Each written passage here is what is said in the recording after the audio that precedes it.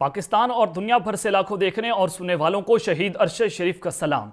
नादरकाम, अगले 72 घंटे पाकिस्तान की सियासत में इंतहाई डिसाइसिव हो चुके हैं और ये काउंटडाउन शुरू हो चुका है, क्योंकि पाकिस्तान में अगले 72 घंटों में बहुत कुछ बड़ा होने जा रहा है। यहां पर क्योंकि एक जानिब तो पूरी की पूरी रियासत जिसमें पाकिस्तान की इस्टेब्लिशमेंट 13 पार्टियों का इत्तेहाद और तमाम की तमाम रियासती मशीनरी अपने ही इदारे के खिलाफ खड़ी हो चुकी है। अब वो कौन सा इदारा है जो इस वक्त अकेला कानून और आइन की जंग लड़ रहा है? वो चाहे पाकिस्तान की सुप्रीम कोर्ट है, पाकिस्तान के चीफ जस्टिस हैं, जो कि उनके खिलाफ जो है उस पूरे का पूरा महाज खोल दिया गया है। उनके खिलाफ इस वक्त पूरी की पूरी साजिशें तैयार हो रही हैं और उन पर हमले की प्लानिंग्स हैं, क्योंकि वजह है कि इमरान खान को आने से रोकना है। और इमरान खान को आने से रोकने के लिए ये इमरान खान को भी कत्ल करना चाहें तो कर देंगे। ये इमरान खान के अलावा जितने भी जो आइन कानून के साथ लोग खड़े हुए हैं उनको भी रास्ते से हटाना चाहें तो ये लोग हटाने से गुरेज नहीं करेंगे। मैं कुछ बड़ी खबरें हैं जो लेकर आपकी खिदमत में हाजिर हुआ हूं। सबसे पहली खबर पर जो आज हमने बात करनी है कि chief justice of Pakistan Umar Aftab Bandial को कत्ल करने का मंसूबा जो है वो सब पकड़ा गया है।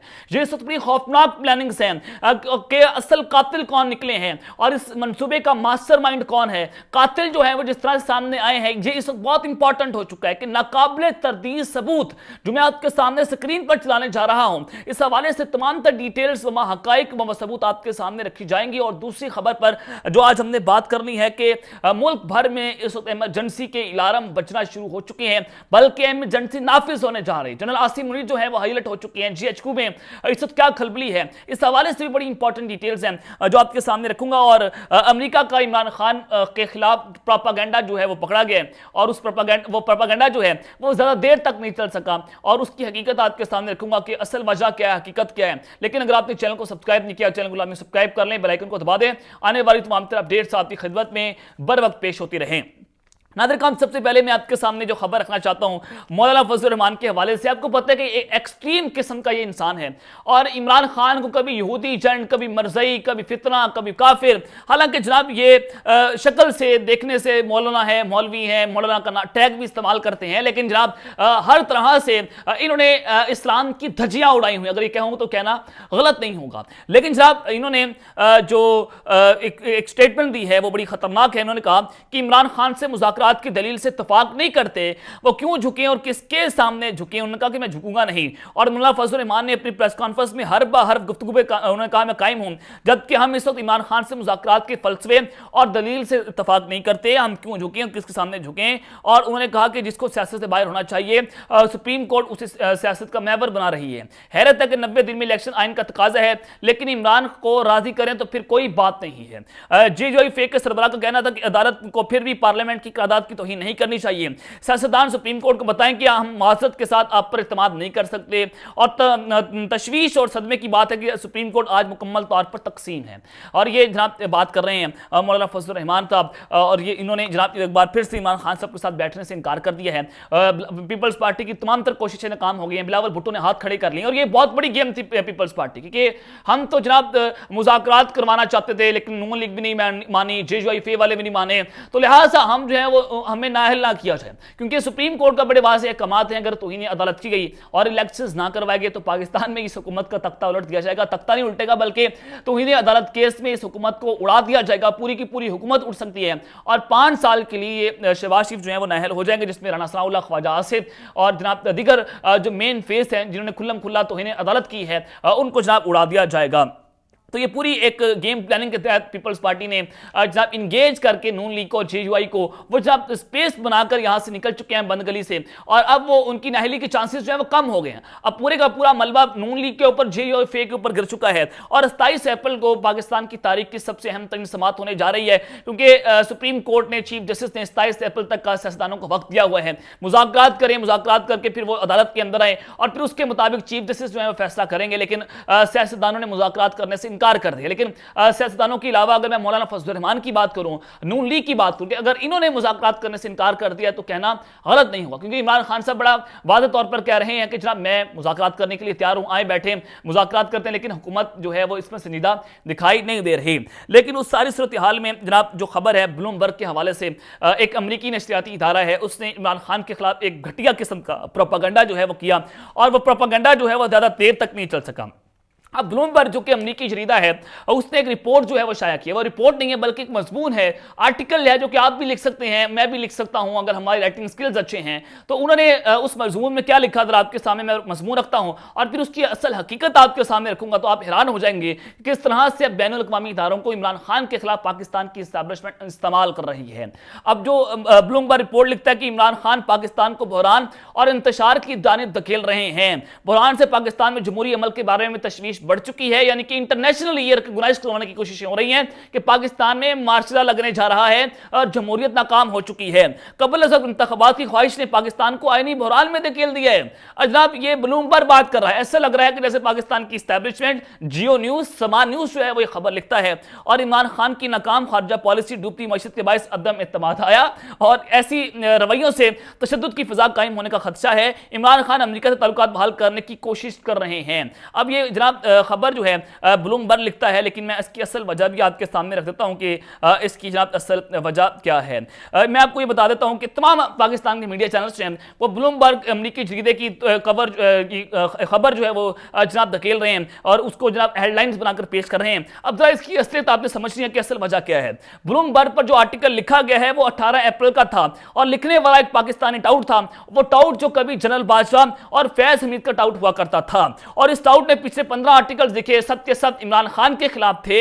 और अब 18 अप्रैल का जो लिखा आर्टिकल है आज उसके लिए मीडिया को खबर के लिए दिया गया और 5 दिन के बाद क्योंकि चीफ जस्टिस पाकिस्तान उमर अता बंदियाल तो इन्हें अदालत की कार्रवाई और इलेक्शन करवाने जा रहे हैं। तो ईद के बाद इससे मामला जो है आपने देखा कि एक एडिट शुदा उनकी सास की ऑडियो जो आती है, मैंने आपको बड़ा सबूतों के साथ दिखाया कि कहां कहां पर कट लगाए गए हैं, कहां कहां पर एडिट की गई है। और जब उसको रिलीज किया गया तो इस आर्टिकल पर मीडिया में कहा गया कि पाकिस्तान में इलेक्शन नहीं होने चाहिए, अगर इलेक्शन हो गए तो इंतशार आ जाएगा, अमेरिका ये बात कर रहा है। तो सारा मामला है, तो ये बेसिकली पूरा एक बयानिया बनाया गया है और ब्लूमबर्ग को एक फरमाइशी मजमून लिखवाया गया एक पाकिस्तानी से जो कि एक टाउट था। तो ये काम जो है वो कौन करवा रहे हैं और ये वही काम करवा रहे हैं जो पाकिस्तान की इस्टेब्लिशमेंट जो सिक्योरिटी भी नहीं देना चाहती, वो इलेक्शन भी नहीं करवाना चाहती। तो एड़ी चोटी का जोर लगाया जा रहा है और ये अब 90 की दहाई में ऐसा प्रोपेगेंडा हुआ करता था, लेकिन अब 2023 का पाकिस्तान है, ये जनाब सोशल मीडिया का पाकिस्तान है। तो अब ऐसा जो है वो नहीं होगा। इमरान खान साहब के खिलाफ जितने भी ये हथकंडे इस्तेमाल कर रहे हैं वो सब के सब नाकाम और धरे रह जाएंगे। तो ये काम जो है वो ज़्यादा नहीं आने वाला, क्योंकि पूरी कोशिश हो रही है, पूरे का पूरा निज़ाम, पूरे का पूरा स्टेक इस बात पर लगा हुआ है कि कहीं इमरान खान अगर वापस आ गया इस्टेब्लिशमेंट के लिए भी खतरनाक होंगे। वो ऐसे फैसले करेंगे जिसके बाद गैर मामूली फैसले होंगे, इस्टेब्लिशमेंट के लिए काबिल कबूल नहीं होंगे। सियासतदान उनसे परेशान हैं और नून लीग वाले खुल्लम खुल्ला कह रहे हैं कि इमरान खान जब आ जाएगा वो हमें उल्टा लटकाएगा, तो हम खौफजदा हैं। तो हमें इमरान खान साहब यकीन दहानी करवाएं। इस्टेब्लिशमेंट यकीन दहानियां मांग रही है, डील मांगी जा रही है। जो कल एनआरओ दिया करते थे सियासतदानों को, आज वही जो है इमरान खान साहब से एनआरओ मांग रहे हैं कि साहब हमें एनआरओ दिया जाए। तो जनाब मैं आपको यहां पर जो खबरें देना चाहता हूं वो भी इंतहाई खतरनाक हैं कि chief justice of Pakistan Umar Ata Bandial जो है उनकी जान खतरे में। लेकिन उससे पहले मैं आपको ये बता दूं कि पाकिस्तान में इमरजेंसी के अलार्म बजना शुरू हो चुके हैं। जनरल आसिम मुनीर क्या करने जा रहे हैं वो हाई अलर्ट हो चुके हैं। इस वक्त मामला बड़ा गंभीर है, इस वक्त मामला बड़ा संजीदा है, क्योंकि अगर इलेक्शन नहीं होते, सुप्रीम कोर्ट का फैसला नहीं तस्लीम किया जाता तो पाकिस्तान में आईनी बहरान पैदा होगा। जमहूरियत इस वक्त खतरे में पड़ चुकी है। ब्लूमबर्ग की रिपोर्ट्स हैं, पाकिस्तान की वज़ीर खारजा ये बात करते हैं, पाकिस्तान का वज़ीर दाखिला ये बात करता है कि मार्शल लग जाएगा, वज़ीर कानून ये बात करता है कि मार्शल लग जाएगा। और जावेद चौधरी ने कहा कि अगर ये मुज़ाकरात नाकाम हो गए तो पाकिस्तान में मार्शल लगा दिया जाएगा। आज ब्लूमबर्ग की रिपोर्ट है कि परसेप्शन बन चुका है और पाकिस्तानी कौम को इंटरनेशनली बता दिया जा चुका है कि पाकिस्तान में जमहूरियत नाकाम हो चुकी है, तो लिहाजा फौज जो है वो अब टेक ओवर करने जा रही है। तो वज़ीर-ए-आज़म हाउस से इस्लामाबाद से जो बड़ी खबर आई है जरा आपके सामने रख देता हूं कि पाकिस्तान पीपल्स पार्टी के रहनुमा मंजूर वसान ने मुल्क की हालात में नई पेशन गोई कर दी है। उन्होंने एक बयान में कहा कि अप्रैल में अहम फैसले नहीं हुए तो मई में बहुत लोगों को जेल या बैरूने मुल्क जाता देख रहा हूं। इंतखाबात मुलतवी हुए तो मुल्क में इमरजेंसी भी लग सकती है और इंतखाबात हुए भी तो उसमें इमरान खान वज़ीर-ए-आज़म नहीं बनेंगे और कोई और आ सकता है। मंजूर वसान का कहना था कि इमरान खान गलती पर गलती करता रहा और इलेक्शन अक्टूबर में नहीं हो सकेंगे। ये अगर अक्टूबर में इलेक्शन नहीं हो सके, मैं आपको पूरा प्लान बता रहा था कि इनका 11 साल मंसूबा है कि इमरान खान को रास्ते से हटाकर और ये चीफ को एक्सटेंशन देते चले जाएंगे और चीफ इनको हुकूमत में रखता चला जाएगा और ये रल मिलकर पाकिस्तान को खाएंगे। जाएंगे। तो इमरान खान जो है वो इस निज़ाम का एलियन है, तो इस एलियन को रास्ते से हटाकर ये पूरे पाकिस्तान पर काबिज हो जाएंगे, क्योंकि ये DHA वालों का पाकिस्तान है, ये जरदारी का पाकिस्तान है और ये शरीफों का पाकिस्तान है। तो ये इस वक्त बड़ी इंपॉर्टेंट है कि अगर इमरान खान सब रास्ते से नहीं हटते और जिस तरह से वो रुकावट बन चुके हैं और वो ईद के बाद एक बहुत बड़ी कॉल देने जा रहे हैं, और अगर सुप्रीम कोर्ट का फैसला तस्लीम ना किया गया तो इमरान खान जो है वो कॉल देंगे, कौम सड़कों की होगी, तो फौरी तौर पर इमरजेंसी और मार्शल लॉ जो है पाकिस्तान में डिक्लेयर कर दिया जाएगा। ये इस वक्त जो है वो मामला है। लेकिन जनाब मैं आपको ये बताना चाहता हूं कि chief justice of Pakistan Umar Ata Bandial जो है उनको कत्ल करने का मंसूबा इस वक्त पकड़ा गया है और उनकी जान खतरे में है, उनकी सिक्योरिटी जो है हाई अलर्ट होनी चाहिए। मामला क्या है, सबसे पहले मैं आपके सामने कातिल कौन निकले भी बड़ा इंपॉर्टेंट है, वो भी आपको बताता हूं। सबसे पहले आपने छोटा सा एक क्लिप सुनना है, फिर मैं आपको बताता हूं कि असल मामला क्या है। आप उनका क्लिप सुने फिर बात करते हैं। हेलो राफिया, क्या होगा यार? मैं तो रात से ना उमर के लिए पढ़ पढ़ के मैं तुम्हें नहीं बता, मैं रात से उमर के लिए पढ़ पढ़ के दुआएं मांग रहा हूँ, सुबह से दुआएं मांग रही हूँ। और ये मामला के अंदर आपने और सुनना है, सुबह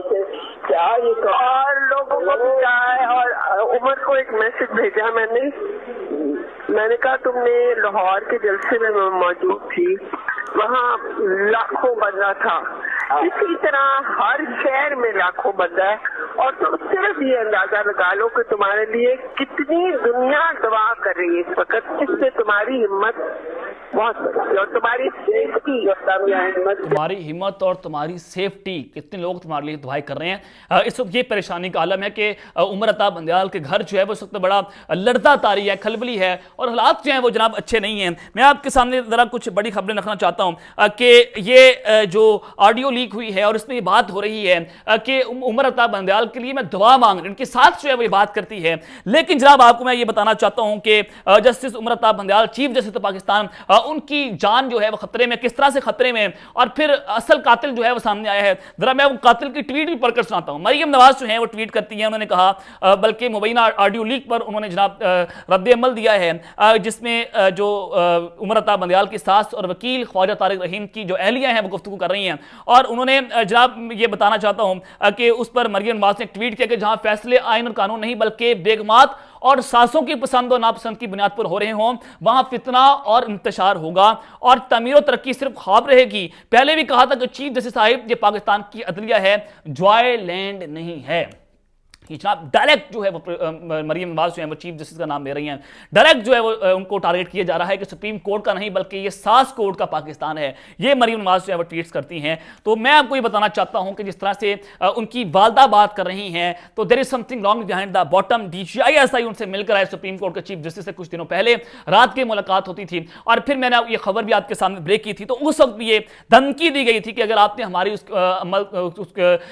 मामला के ऊपर अमल ना किया, अगर आपने इलेक्शन करवा दिए तो आपको संगीन नताइज भुगतना होंगे। तो संगीन नताइज क्या हो सकते हैं, आपको पता कि किस तरह की धमकियां होती है। अरशद शरीफ शहीद का मामला आपके सामने है कि उनको किस तरह से रास्ते से हटाया गया। यही वजह थी कि जिस तरह से अरशद शरीफ डटकर खड़ा हो गया था, तो उमर अता बंदयाल और इमरान खान डटकर खड़े हो चुके हैं। उनको रास्ते से हटाने की सख्त तैयारियां हैं। तो ऑडियो लीक्स के अंदर भी अंदाजा हो रहा है कि उमर अता बंदयाल की जान को खतरा है और किसी भी वक्त कुछ बड़ा मिस एडवेंचर हो सकता है। तो अब तक के लिए अपना ख्याल रखिएगा। अल्लाह ने के बाद पाकिस्तान जिंदाबाद।